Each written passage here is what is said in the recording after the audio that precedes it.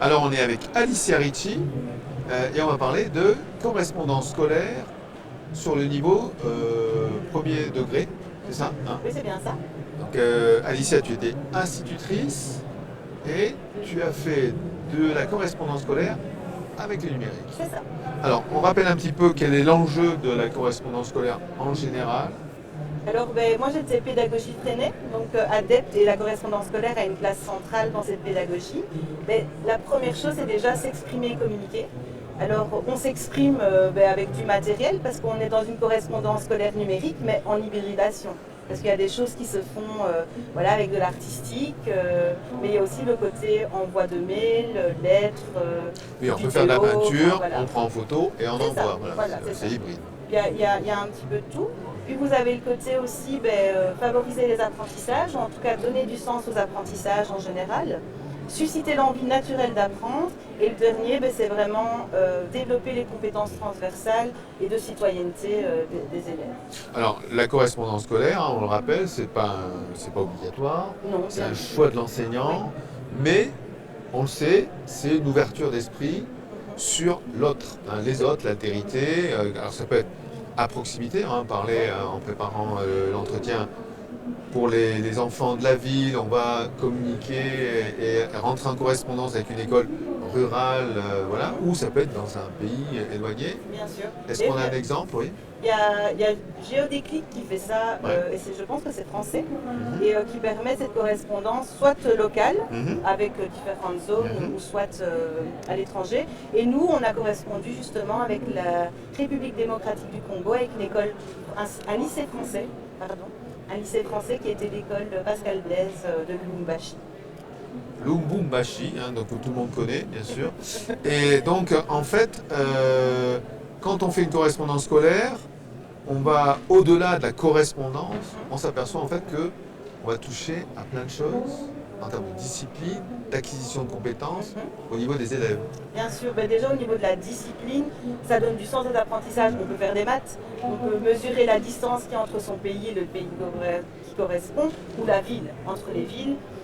Vous pouvez faire des calculs d'échelle si vous travaillez dans les cartes, vous avez de la géographie avec les types de paysages par exemple. Enfin, je pense un peu avec la matière qu'on avait nous en CM1, c'est ça, le quatrième année primaire CM1. Vous avez de l'histoire, si vous voulez faire l'histoire L'histoire du pays, la etc. géographie du pays. Voilà, en français, moi c'était les contes africains, on peut voir le conte, la différence entre un conte africain, un conte avec les textes narratifs, etc. Vous avez aussi les recettes. Donc on proposait La mesure. nos recettes à nous, les recettes, et donc on voit le modèle, comment on écrit une recette, comment on peut faire. Et en fait ça donne vraiment l'envie d'écrire, de communiquer, et les enfants étaient vraiment, je dirais, motivés de le faire. Alors, bon, on est à l'ère du numérique, hein, donc on Oui, a tous, quand on était jeunes, correspondu, mais à notre époque, enfin moi à mon époque, il n'y avait pas de numérique, hein, donc on correspondait à la à main, la main. et puis c'était très lent. Donc là, aujourd'hui, bah, le numérique est là. Donc qu'est-ce qu'il apporte au-delà de la rapidité, hein, c'est l'instantanéité, qu'est-ce qu'il peut apporter aux élèves et à l'enseignant? Alors déjà au niveau de l'enseignant, il y a plein d'outils. Au niveau de la création de contenu, Mhm.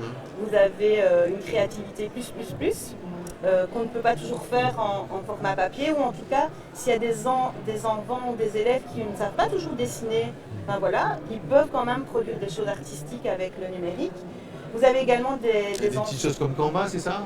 Oui, voilà, Canva, ouais. Canva. Moi je dis Canva, mais Canva, c'est Canva, Canva, oui. voilà, Book Creator, Oui. enfin, nous en Belgique on a la digitale, donc c'est, mais vous aussi, c'est Ouais. français je pense, où là on peut collaborer ensemble sur un même Mhm. document, Mhm. en respectant tout ce qui est RGPD, Mhm. même pour l'autre pays. Vous avez aussi des outils d'aide pour la différenciation. Donc des enfants qui ont des difficultés scolaires pour écrire, etc. Mais ils peuvent aussi utiliser des dictées dans les Word. Mhm. Si on ne fait pas vraiment la compétence orthographe, etc., pourquoi pas, pour pallier à toutes ces petites difficultés. Enfin, voilà, il y a vraiment beaucoup de choses à faire. Alors, la particularité de l'expérience avec la RDC, Oui, c'est qu'on s'adapte en fonction bah, de la bien sûr. capacité de l'école, parce que tout le monde n'est pas doté comme en Europe, peut-être de haut débit, on pourrait faire des lives, on pourrait faire du Facebook, je ne sais pas quoi. Là, on s'adapte en fonction de l'école. Voilà, on s'adapte parce que bon, moi déjà, j'avais pas un Wi-Fi super. Donc je travaillais avec 4 On s'adaptait ordinateurs. aussi. Voilà, je m'adaptais aussi avec des clés USB des fois, mais voilà comme quoi. Mais en effet, moi je communiquais beaucoup par mail ou par WhatsApp et donc tous les documents devaient être en tout cas en format PDF pour l'envoi parce qu'en WhatsApp c'est beaucoup plus facile. Mais par contre, on pouvait quand même faire des vidéos et on a pu faire un appel en instantané parce que WhatsApp le permettait. Donc, Mais parfois, ça se résume à un téléphone qui est sur oui, WhatsApp. c'est ça, voilà. Hein, C'est ça. C'était numérique dans l'école. l'enseignante, voilà. Mais ils avaient quand même des PC, quelques petits PC, donc elle pouvait faire du traitement de texte, qui après, sur clé Préparé. USB, voilà, elle reprenait chez elle et on envoyait. D'accord. C'est vrai que c'était un petit peu chaotique, mais si les deux enseignants sont motivés, pourquoi pas? L'essentiel, c'est la motivation des élèves autour de cet échange. Hein, donc c'est un peu le thème, hein, Bien sûr. l'échange scolaire ou la correspondance. Oui. Ça donne lieu à beaucoup d'échanges finalement dans l'année scolaire ou ça dure combien de temps? Alors ça à définir, je pense, avec la personne. Nous, par rapport à la réalité de la RDC, on faisait vraiment 2 échanges par mois. Maintenant, toute notre année s'est fait autour de ça. Déjà, les apprentissages au niveau de la Belgique, parce qu'en CM1, pour nous, c'est vraiment la Belgique. Donc, maintenant, si vous êtes dans les plus petites classes, ça peut être le quartier. Ça a été, on étudie la Belgique, mais on l'étudie parce qu'on va l'apprendre aux autres. Donc, on a un intérêt. Et puis, on a fait des soupers, des repas de Noël avec les parents, où on a fait le thème de l'Afrique centrale. On est parti au musée de l'Afrique en Belgique et on a un petit peu parlé de la colonisation. On a fait la fête de l'école avec, on a fait nos costumes avec des pagnes africains, etc. Moi, ça a duré une année scolaire. Au niveau de la préparation, maintenant, c'est vrai que l'échange en tant que tel, c'est pas toutes les semaines, c'est pas tous les jours, mais pourquoi pas? Ça à définir avec d'autres personnes. Alors j'imagine qu'il y a une double correspondance. Il y a quelque chose de caché dans tout ça. Parce Il y a que les élèves communiquent entre eux, mais je pense que les deux enseignants préparent le terrain et se mettent d'accord avant de le proposer aux Voilà, élèves. en fait on se fait une charte, hein. On décide entre nous déjà comment on va communiquer, quelles sont nos réalités de terrain ou nos Donc ça se envies. prépare au début de l'année ou même avant l'année scolaire, ça se fait comment C'est en mieux fait avant l'année scolaire. Ouais. Maintenant, nous, ça s'est fait pendant l'été parce que c'est une personne qui revenait en Belgique. Donc, il a quand même pu avoir un échange, on va dire, réel. De visu. De visu. Et elle a pu venir, alors malheureusement avec les troubles qui s'étaient passés à l'époque avec le changement de président, mais elle a pu revenir, donc eux ont pu rencontrer l'institutrice. Mais oui, c'est toute une préparation en amont et pendant, j'ai envie de dire pendant, parce qu'on s'envoie des mails, heureusement avec le numérique, mais la communication elle est quand même instantanée aussi pour bien préparer. Oui, j'imagine que les enseignants sont peut-être plus dotés eux-mêmes que dans les classes. Oui, voilà. Voilà, c'est ce qui facilite un peu les échanges. C'est ça. Et même, vous pouvez même le faire avec une école, pour moi c'était un lycée français, donc un peu plus équipé que d'autres, mais je sais bien qu'il y a moyen de faire avec des enseignants là-bas dans des écoles, on va dire plus locales, parce qu'eux ont de toute façon des outils de communication. Maintenant, peut-être que l'enfant là-bas ne va pas produire sur un PC. Voilà. C'est un peu plus compliqué. Donc là-dedans, dans toutes les technologies, on a cité donc Canva, il y a la vidéo, Oui, le PDF. Hein, le PDF, vous avez quoi d'autre? Tout ce qui est vocal, tout simplement des messages vocaux. Je suis en train de réfléchir. Hein. À l'heure actuelle, j'ai envie de dire pourquoi pas l'intelligence artificielle pour de la création. C'est par rapport à tout ce qu'on a vu. On a des vidéoconférences. On peut réaliser des vidéoconférences. Pourquoi pas Minecraft? Alors c'est pas possible avec la RDC ou en asynchrone en disant voilà je crée mon monde, j'exporte mon monde, mais c'est possible avec je dirais des écoles qui sont entre guillemets super bien équipées, pourquoi pas de le faire même en instant T. Et enfin voilà tous les outils collaboratifs en général où on pourrait même travailler sur un même document en même temps. Donc, globalement, si on utilise des applications qui sont faites pour du distanciel, à partir du moment où de l'autre côté on a la capacité d'assumer cette communication, c'est on peut faire open bar. Hein, franchement, on peut faire plein de choses. Une ouverture sur plein de choses et on travaille sur les compétences et beaucoup de disciplines. Oui. C'est le projet de l'année, d'accord. Il peut y avoir des challenges.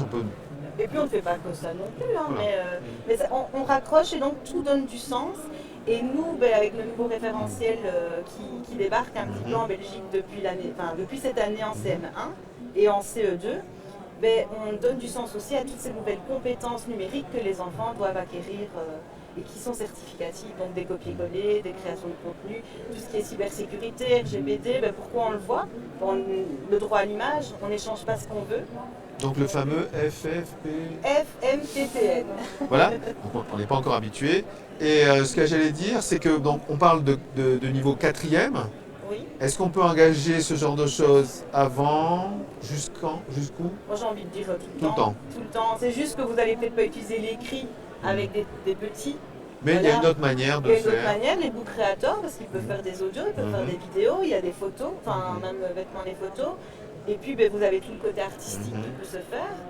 Et bien sûr, avec les plus grands, là on va, même des secondaires, les lycées, collèges, là on va aller beaucoup plus loin et dans les disciplines et dans l'utilisation du matériel.